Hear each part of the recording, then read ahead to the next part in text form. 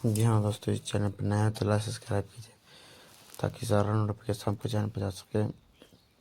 और आज हम बात करने वाले हैं बजरंगी। पावर स्टार पवन सिंह का फर्स्ट लुक रिलीज कर दिया गया है और ये मूवी अभय सिंह निर्माता है और अरिजीत मिश्रा निर्देशक है। और ये मूवी काफ़ी ज़्यादा अच्छी बनाई गई है। जो पोस्टर बजरंगी है ये मूवी का नाम, और ये मूवी काफ़ी ज़्यादा ब्लॉकबस्टर साबित हो रही है। जे इस मूवी का शूटिंग झारखंड में किया जा रहा है।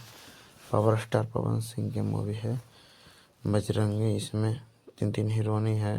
अभी खुलासा नहीं किया गया कि कौन कौन है, लेकिन 3 हीरोइनी के साथ ये मूवी बनने वाली है।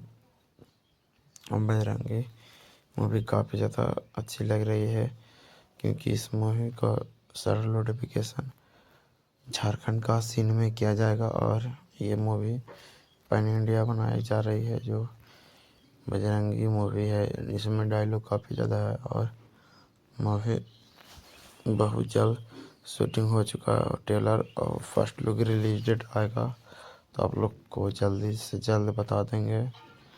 आप लोग कैसे हैं दोस्तों? अच्छे हैं तो लाइक सब्सक्राइब कीजिए ताकि सारा नोटिफिकेशन आपको चैनल पर जा सके। धन्यवाद दोस्तों।